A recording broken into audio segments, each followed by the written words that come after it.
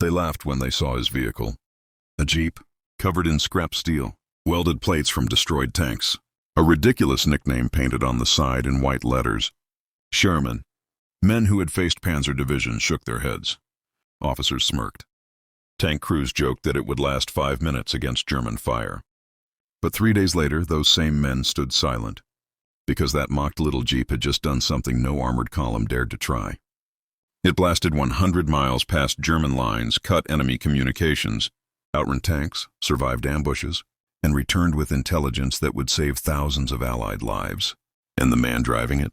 He never planned to be a hero. He only wanted to move faster than fear. The war that demanded speed. Western Europe, 1944. By the summer of 1944, the Allied armies were pushing hard through Europe. Normandy had bled them dry, but now momentum was everything. The Germans were retreating, but retreating smart. They destroyed bridges, laid ambushes in forests, moved armor only at night, and used fast counterattacks to punish any unit that moved too far ahead. The Allied command had one deadly weakness. They were blind between the front lines. Reconnaissance units were slow. Armored scouts burned fuel and drew fire. Air recon was unreliable in bad weather. What they needed was speed and unpredictability. Unfortunately, doctrine didn't allow improvisation, so one man decided to ignore doctrine entirely. The man they didn't notice. His name rarely appears in history books. He wasn't a famous general, not a decorated ace, not even a tank commander.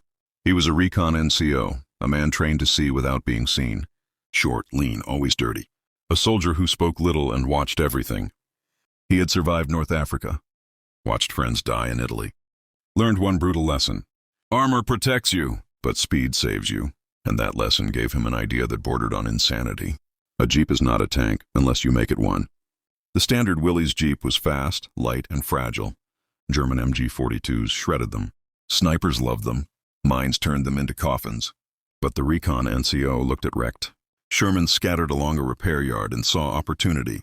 Burned out tanks, twisted steel, armor plates still thick enough to stop rifle fire. So he began collecting scrap. At night, quietly, without permission. The birth of the Sherman jeep. Using welding gear meant for tank repair, he and 2 mechanics began modifying the jeep. Armor plates bolted to the front. Side panels angled to deflect bullets. Reinforced engine hood, a mounted .50 cal scavenged from a wreck. Extra fuel cans welded directly to the frame. It was ugly, heavy, unbalanced, but it was fast. And when the paint dried, he added the joke himself. Sherman. Because if anyone asked, he'd tell them it was the smallest Sherman tank in Europe. The mockery. The reaction was immediate. Tank crews laughed openly. Officers warned him he'd be court-martialed. Other recon units refused to drive near it. That thing will flip. First mine will kill you. You're driving a coffin. But the NCO didn't argue. He tested it instead. The test run that shut them up. At dawn, he drove the jeep down a firing range. Infantry fired rifles. Bullets pinged, didn't penetrate. A German MP-40 was tested. The rounds flattened. Even light shrapnel failed to punch through. It wasn't a tank. But it didn't need to be. It only needed to survive long enough to escape the mission no one wanted. 2 days later, Allied command faced a nightmare. German units had vanished. Radio traffic went silent. A full armored regiment was suspected to be repositioning for a counterattack. No recon unit wanted to go. Too deep, too risky, too many unknowns. That's when the NCO stepped forward. He didn't ask for approval. He simply said, "Give me a direction." Crossing the line. At night, under rain and fog, the Sherman jeep rolled forward. No escort, no support, no air cover, just speed. He bypassed roads, cut through forests, slipped past checkpoints using darkness and audacity. German soldiers saw the shape, heard the engine, and assumed it was something bigger. They let it pass. The first ambush. 20 miles in, the trap was sprung. Machine gun fire erupted from a hedgerow. Tracers stitched the darkness. The jeep didn't stop. It accelerated. Rounds slammed into the armor plates. Sparks flew, but none penetrated. The NCO fired back once, a single burst, then vanished into the trees. The Germans would later swear a tank had broken through their lines. Why speed beat armor? Every German countermove was slow. They expected columns. They expected formations. They expected doctrine. What they didn't expect was a single armored jeep moving like lightning. Hunted by Panzers. By the morning of the second day, the joke was over. German command knew something was wrong. Radio operators reported phantom armor. Outposts claimed a Sherman-sized vehicle moving alone. Infantry swore they'd been fired on by a tank, but no tank tracks were found. The conclusion was simple. An Allied unit had slipped through, and that meant one thing: hunt it down. The trap closes. Orders went out to nearby Panzer units. Roadblocks were set. Villages were locked down. Recon patrols were sent to comb the forests. The NCO knew the danger had doubled. Speed alone wasn't enough anymore. So he changed tactics, becoming a ghost. Instead of avoiding German movement, he followed it. The Sherman Jeep shadowed convoys at a distance, used their routes, listened. Every time German armor moved, fuel trucks followed. And where fuel went, headquarters wasn't far behind. By nightfall, he had mapped more German positions than Allied intelligence had gathered in weeks. The radio he stole. At a destroyed command post, he found his prize, a damaged German radio truck. The crew was gone, fled or killed in an airstrike earlier that day. The NCO didn't destroy it. He stripped it. Took the frequency charts, the call signs, the schedules. Now he wasn't just observing the enemy. He was listening to them breathe. The moment everything almost ended. Late that night on a narrow road, headlights appeared ahead. Too many, too heavy. Panzer force. The road was boxed in by trees. No room to turn, no cover. The Jeep rolled forward, slowly. The lead tank's turret turned. This was the moment mockery turned into legend. The bluff of the war. The NCO did the unthinkable. He drove straight at them. Headlights on, 50 cal visible. Armor plates glinting. He fired one short burst, not at the tanks. At the road ahead, the Germans froze, because no sane man drives a Jeep into tanks unless he believes he has support. The Panzer commander assumed, the rest are coming. He ordered a withdrawal. The Jeep drove straight through the gap, 100 miles deep. By dawn of the third day, the Sherman Jeep had traveled nearly 100 miles behind enemy lines. The engine was overheating. Fuel cans were empty. Tires were shredded. But the intel was priceless. German armor massing near river crossings. A counterattack planned within 48 hours. Exact unit markings. Exact routes. One problem remained: getting home. The most dangerous part. Going in was chaos. Coming out was predictable. The Germans now expected him. Checkpoints doubled. Patrols spread wider. Orders were clear. Capture the armored Jeep, alive if possible. The river crossing. The bridge ahead was guarded. Infantry, MG nests, searchlights. The Jeep couldn't fight its way through. So the NCO chose the only option left: the river. At full speed, he hit the embankment. The Jeep launched. Armor scraped. Water surged. The engine stalled.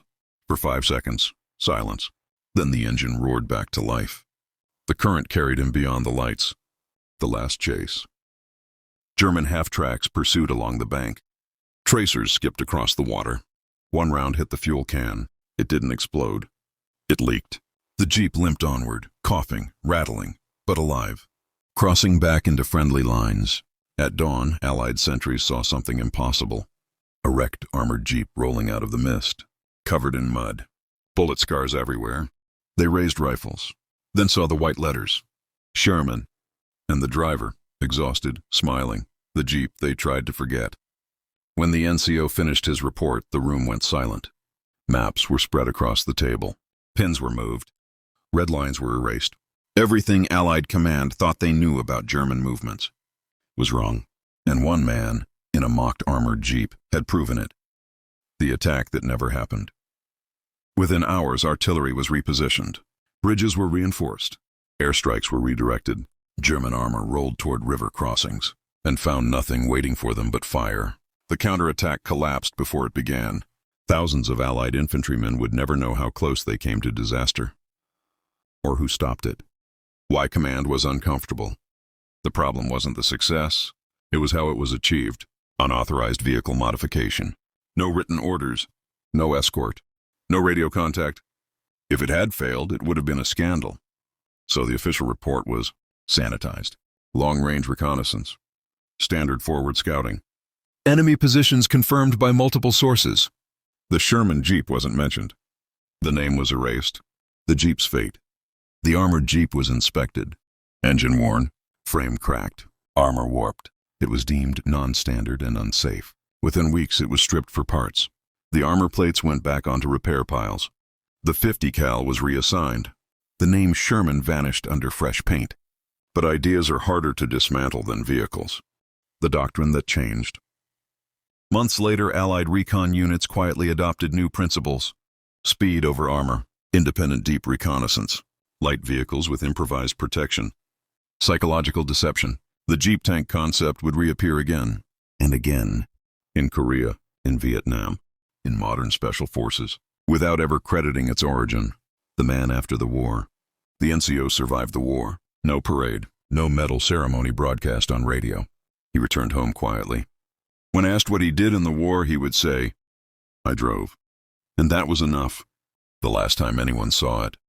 Years later, a mechanic recalled seeing a battered Jeep frame in a scrapyard. Faint white letters still visible beneath rust. SGERMAN. No one knows if it was the same one. But the legend fits. Final outro. Powerful closing. History remembers tanks. It remembers generals. It remembers divisions and dates. But sometimes, the war is changed by a man who refuses to be slow. By a vehicle that shouldn't exist. By a joke that becomes a weapon. They mocked his Sherman Jeep. Until it outran fear itself. The night the Germans almost won, the intelligence from the Sherman Jeep stopped one counterattack. But it didn't end the war in that sector, because the Germans adapted. Fast. The enemy learns. German commanders were furious. A single vehicle had embarrassed entire units. Panzer officers were interrogated. Infantry commanders were demoted. One order went out across the front. Any armored Allied reconnaissance vehicle is to be destroyed immediately. They didn't know his name. They didn't know his unit. But they remembered the Jeep. A new mission. Even more dangerous. A week later, Allied command faced another crisis. German forces were withdrawing, but too cleanly. No abandoned equipment. No broken units. No panic. That meant only one thing. They were setting a trap further east. Once again, no armored column could move fast enough. Once again, the NCO volunteered. This time, command didn't laugh. They hesitated, and then quietly said yes. The second Sherman. The original Jeep was gone. So the NCO built another. Lighter armor, lower profile. No name painted this time, but the soldiers still called it Sherman's Ghost. The night drive. He crossed enemy lines just after midnight. This time, German patrols were ready. Flares exploded overhead. Searchlights swept the fields. Mortar rounds walked closer with every second. He didn't stop. He zigzagged at full speed. Bullets hit the armor, again and again. One plate cracked. Another bent inward, but speed carried him through. The discovery that changed everything. Near a rail junction, he saw it. German engineers. Fuel trains. Bridging equipment. Not retreat. Preparation. They weren't running. They were repositioning for a breakthrough aimed at an undefended Allied flank. If that attack succeeded, entire divisions would be surrounded. The chase. German vehicles spotted him first. Half-tracks. Motorcycles. A light armored car. They followed him for miles. The Jeep's engine screamed. A tire shredded. Sparks flew. He drove anyway. The final escape. At a crossroads, he did something insane. He turned toward the Germans. Headlights on, firing continuously. The Germans assumed, again, that a larger force was behind him. They scattered. By the time they realized the truth, he was gone. The message that saved an army. He returned just before dawn. Bleeding, exhausted, vehicle barely alive. The report was rushed straight to a general. Within hours, entire divisions changed direction. Artillery was repositioned. Air power was redirected. The German trap collapsed before it closed. The hunt for one man. By now, German command no longer spoke about a vehicle. They spoke about a man. Reports described him as reckless. Lucky. Impossible. A formal order circulated through multiple sectors. The Allied reconnaissance driver operating independently is to be captured or killed. Priority target. They believed removing him would restore balance. They were wrong. The trap designed just for him. German intelligence studied patterns. He struck at night. He moved alone. He used speed and deception. He returned through unexpected routes, so they created a trap that punished all of that. A fake withdrawal, deliberately abandoned equipment, silent roads, a corridor designed to lure him deep, and then close, crossing the bait. The NCO sensed something was wrong. The enemy was too quiet, but command needed confirmation. So he went in anyway. This time there was no armored jeep, just a standard recon vehicle. No armor, no bluff, only experience. The net tightens. 20 miles in, flares erupted. Roadblocks appeared ahead, motorcycles behind, a light tank on the flank. The Germans didn't fire. They wanted him alive. The choice. He could surrender, or try something no recon doctrine allowed. He chose the third option. He drove straight through a minefield. The explosion. The blast flipped the vehicle. Metal screamed. Fire erupted. German soldiers rushed forward, then stopped. The wreck was empty. The escape no one believed. He had been thrown clear. Injured, burned, but alive. He crawled into a ditch, waited, listened, and then disappeared into the forest on foot. For 2 days, German units searched. They found nothing. The war moves on. Without him, recon continued. Slower, cautious. The front stabilized, then broke. The Allies pushed east. The war rolled forward, indifferent. History remembers tanks. It remembers generals. It remembers victories written in ink, but it rarely remembers the moments that shouldn't have worked. A jeep was never meant to outrun armies. A lone driver was never meant to rewrite battle plans. And a joke named Sherman was never meant to terrify German Panzer units. Yet it did, because war isn't always decided by the strongest weapon. Sometimes it's decided by the fastest mind, by the man who refuses to slow down, by the idea no one believes in, until it's too late. So the next time you hear a story that sounds impossible, remember this one. They mocked his Sherman Jeep until it vanished behind enemy lines and came back carrying victory. A call to action, optional. If you enjoyed this untold WWII story, like the video, subscribe for more forgotten war legends, and comment which part shocked you the most, because history still has many secrets left to tell.